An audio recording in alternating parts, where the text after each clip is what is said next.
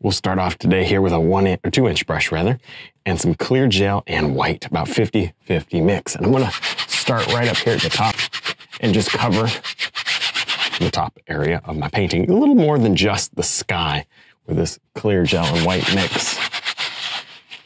Okay, not too much over here. We've got a big evergreen, but over here, certainly down to about half of the canvas probably would be fine. All right, now I'm gonna take just a very subtle blue. I mean, 2%, I was gonna say 1%. It's actually closer to 2% blue and 98% white. Okay, I'll tell you what, forget that mix altogether, put a little red in it. So it's not, now it's, I don't know what the percentages are, but it's the tiniest little bit of blue, tiniest little bit of red. Now let's see what that does. Oh, that's pretty. Isn't that just a gorgeous color? I can barely see it, but that's okay. I'm just staining the canvas. I'm gonna go just the tiniest bit more color. It takes longer to paint with subtle colors, actually. There it is. Beautiful, right there. Now I'm gonna take a fan brush right through some of that same paint, which really wasn't much. Take a little bit of blue, a little bit of red. You can imagine in this winter scene, we're gonna have a lot of purple. This purple is going to be to the blue side. It's very subtle. I'm gonna test this on the canvas and see if we even can see it. And then if we can see it, if we like it, then if we like it, we'll use it. I'm gonna just tap it up here. Yeah, let me see. Well, number one, I can just barely see it. I'm gonna go with it, I'll tell you why. I think I want some subtleties in this painting today. So I'm just gonna, I need more paint, but I'm gonna just roll with that. Lots and lots of beautiful background trees. We'll do them in layers. Not too much texture there. Okay. I know this doesn't seem like much, but this stuff builds up and it adds up in the long run. This will really look nice. Now I've got my, see, I'm just scumbling in some of this color. Subtle, subtle, subtle.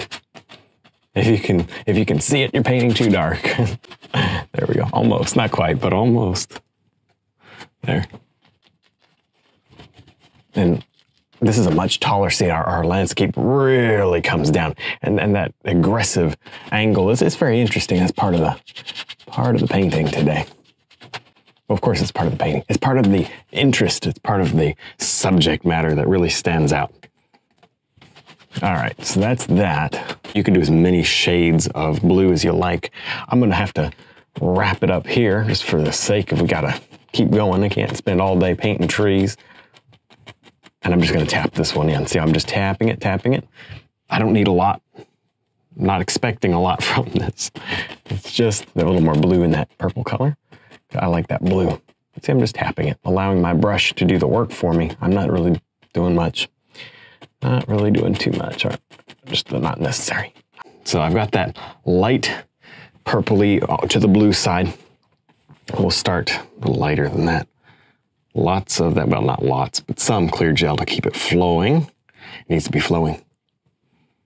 Okay, there we go. I'm gonna paint this right up here. See that soft, beautiful edge that I'm getting? Okay, a lot of that's just soft. Okay, there we go. That's steep. I would not want to fall down that. There we go. Okay. On this side also. There we go. Oh yeah, we can live with that. Now, don't just get in here. I mean, you could if you want to, but I'm not going to get in here and paint the whole thing. Instead, what I'm going to do is I'm going to picture, okay, where do I want to snowdrift? Well, skip a spot. I'm going to snowdrift right here. I'm going to paint that in. Now, our light today is coming through the painting like this, coming through like this, from the left to the right, but kind of forward a little bit. You'll see on the evergreen, it'll make sense where that light's coming from. Let's go ahead and get some of that going right here. Okay, so my top of that ridge is going to be right there. You can't really see. I'll go like that. And we'll put the highlight just under that shadow, if that makes sense. Okay, and we're going to have our we'll have some We'll have some rocks and stuff showing through there. Beautiful. Oh yeah, we can live with this. This is good. But you'll notice that, I mean, yeah, it takes a minute longer to do it this. Would it be easier to take a 2-inch brush and paint the whole thing in? It would, until you go to highlight. Then it would not. This is better when it comes to that. Okay, and just right in through here, I'm painting a little bit more. Now let me grab a clean filbert brush and go right through some titanium white. And I don't really have any clear gel that's clean, or you could mix some clear gel in. And I'm gonna just lay my white down. Now you might be thinking, well, you're not supposed to use pure white on a painting. That's not artistic. Well, yeah, you're right. But look, this is an oil painting. Look at my brush. I just picked up some paint. It's not pure white anymore. So we'll be okay. Now that I got my snow in, I'm realizing, oh, okay, now these trees need to be just a little softer. So I'll just take this brush and sort of streak along them horizontally, kind of a random fashion. And see, I'm going to make them just a little softer. And by doing this at a kind of a horizontal flip up fashion, you get a nice evergreen, a better, to me, evergreen look than just one stroke. You've got 2 different kinds of brush strokes. And the advantage there is the viewer isn't going to, especially if they know art, isn't going to be able to come up there and say, I see you did that with the fan brush. I can just tell. You know what I mean? And you can do that if you paint it at all. You can go up to somebody's and say, I can tell you did that with a fan brush. And not that there's anything terribly wrong about that, but it's better if you cover your tracks a little bit. And that's all I'm doing here. Good pure white, nothing else hopefully mixed into it. A little bit of red, just a little bit of red, and just a little tiny bit of yellow ochre. Now there's blue up here in the purple. There's blue in the purple, and there's yellow here. Try not to get green. You say, well, how do I not get green? By having enough red in it, you'll be okay. What the yellow ochre, I'm wanting it to do is just warm it up a little. You see, I put very little of that ochre in. Why bother? Why not just go with pure white? Well, because, I'll tell you why. Because we wouldn't see it. We would not see it against the rest of the snow. So there you go. So it's got to have a color in it. So it's going to be a warm color. Pull the brush to a nice sharp edge. I'm going to go even just a little whiter than that. Just a little whiter. I can already see on the canvas it's too much color. So there's more white. Okay. Now I've got 3 nice birch trees. One is right here.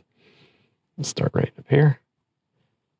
And see how you can see that even against the sky. I'm going to pull that down. Just like so. There it goes. A little bend at the bottom. Wipe the brush out. Okay. And then I've got another one right here. It kind of has a little bit of a bend to him like that. Wipe that out. And then, now remember, these are actually they're going to get thicker.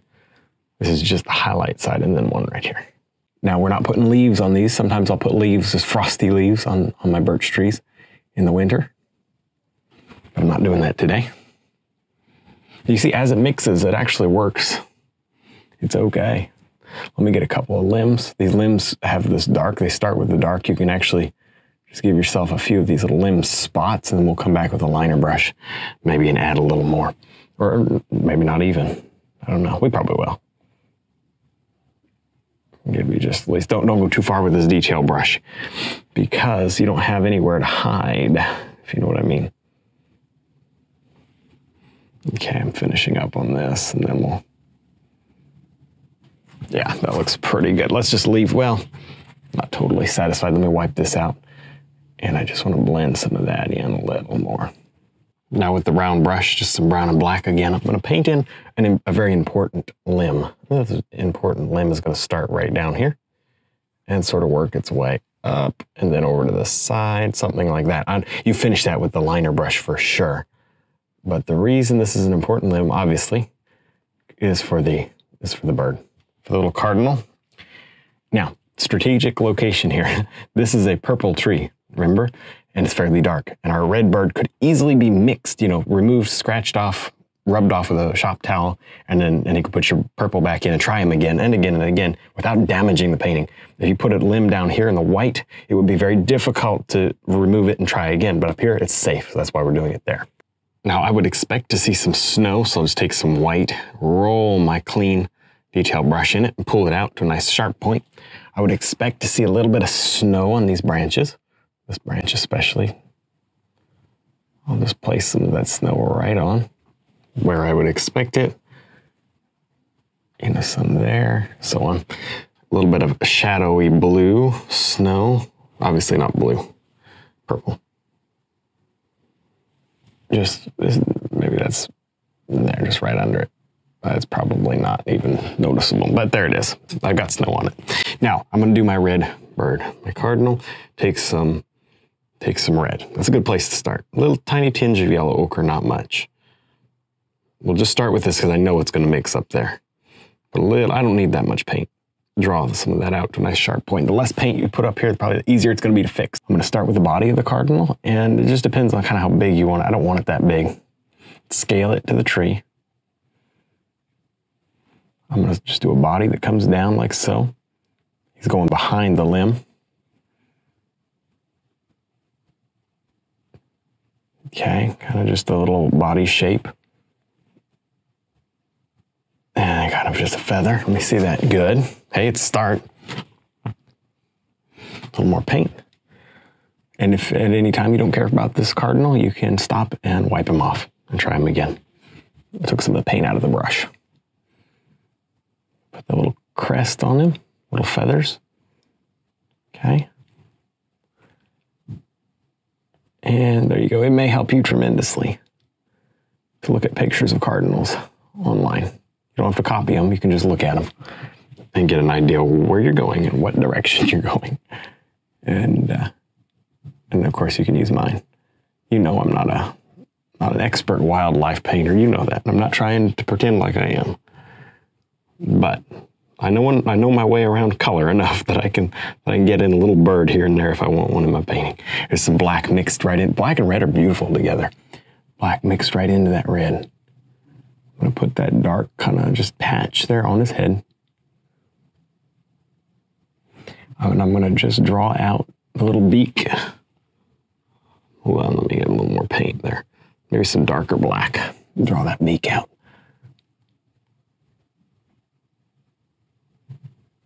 It doesn't have to be perfect. Nobody's really gonna see it other than just a little blob on the canvas. Now back to the liner brush. Just take some yellow ochre, a little touch of red, a little touch of white. We need to put that orangey red beak on the cardinal to finish him out. And that'll be the last thing we do. Of course, the shadow there, painted the beak in black to begin with. That's good for the shadow, but now we gotta come back in. This is the liner brush, but remember it's not thinned down.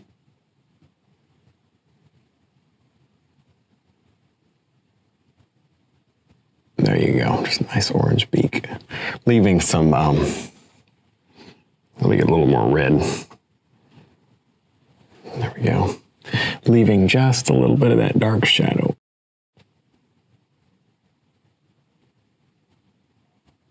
All right, blue, red together. Little black, not much on it. So we'll start here by crunching. Nice long limb out, boom, like that, good. Reload, see that's a beautiful color once that begins to mix with what's down here. Oh yeah, look at that. And I'm mostly concerned with the underside. The top side's gonna get a big load of snow. Okay, that's one, there's two, and there's three. Good, see that? 3 limbs over the span of probably 8 inches there. There's a lot of slippery wet paint on there. So you could take a shop towel, you could just lay it up there, stick it on, let it absorb the paint and peel it off. But if you don't want to wait that long, you can kind of just press it and remove it. See, I'm taking that paint off. Look at all that paint there would have been in the brush as I went to highlight. See that? That looks pretty good. Okay, I have not rubbed, I'm just dabbing to remove that paint, okay? And then back to my little flat brush. Get the paint toward the end of the brush where I can use it. And we'll just drop in carefully. Wipe that brush before reloading. I'll drop in these little snowy areas, just like so. And then here's the thing. You kind of want them to come out, like you can see almost where they're riding on top of the branches. See this? See that? That's what you want right there. Smear on a little bit, just like that. Yeah. Create those beautiful looks of a little bit of snow on those pine tree limbs. See that? Just not that big of a deal. A little bit toward the bottom. Of course, we would have some there toward the bottom. And on this one, maybe I'll round up the top just a little so it looks thicker. Like there's some big snow piles kind of sitting out on those branches. A little more rounded. And this one here too, just a little more round. Putting a lot of paint on now. I'm okay with that. It mostly was just that one spot there.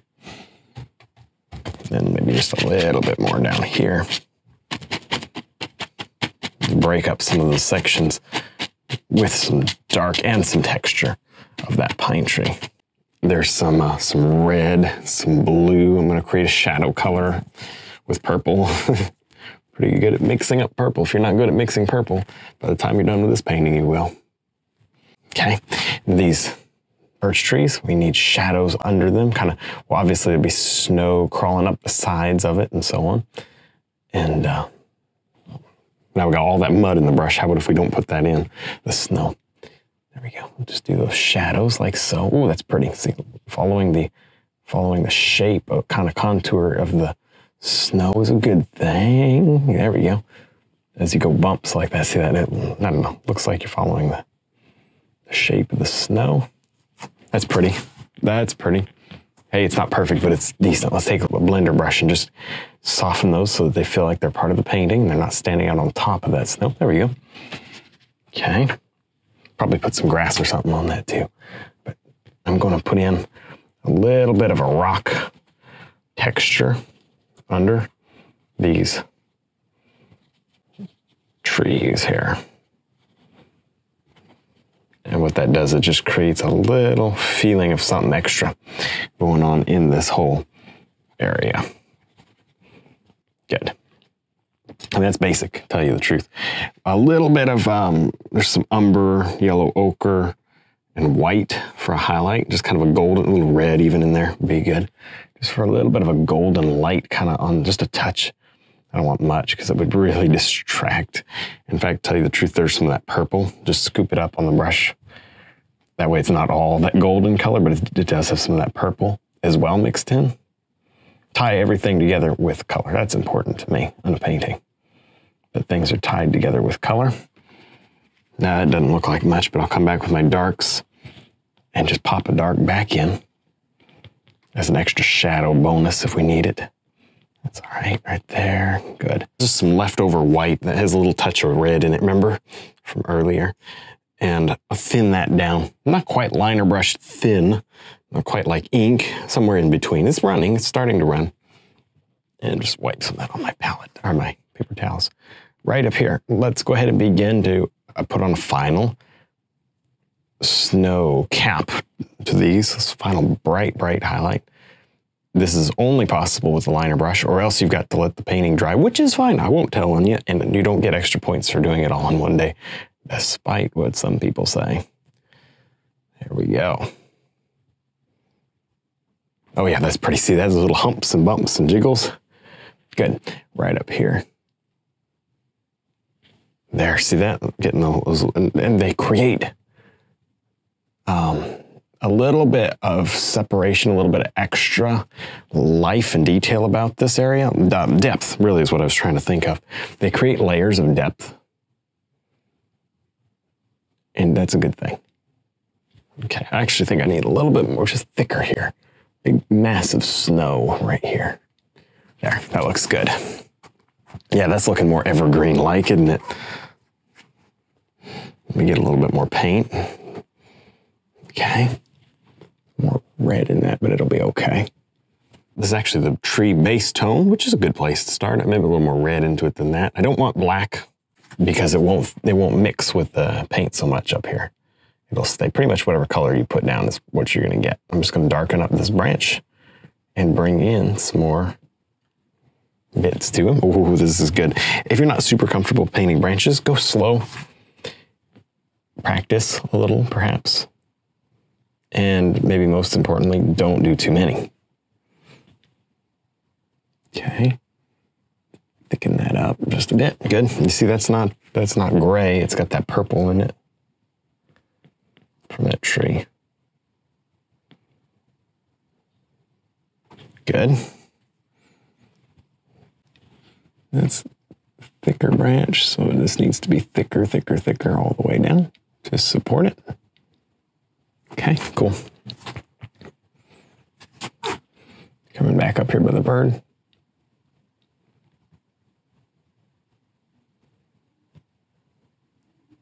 Nice.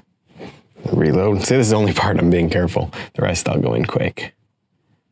Having said that, it'll pay you back if you spend some time here because you got nowhere to hide. You're gonna have to take a shop towel and try to erase them and then kind of blend your background back, which is be fine. I don't think that would be that hard, but that's how you're gonna have to fix it. Now we'll finish up with some grasses and it'll be basically the same color. I might add a little more red to it and lighten it up just a little. The red is nice. There you go, thin that down some. But right up in here, we'll start up here by the trees. Way too much paint. I want just the tiniest faint feeling of grass. I mean subtle.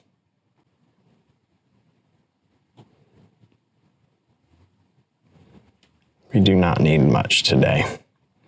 Maybe some growing out of the cracks here of the rock. I don't think a lot is really going to add much. We'll just do a few. Some good contrast here. It breaks it up a little. Well, that about wraps up our winter scene for today. Hopefully you enjoyed it. I know I had a lot of fun. It was simple, but hopefully you learned something from it. Don't forget to check out our website, DVDs, and brush line. Thanks for watching.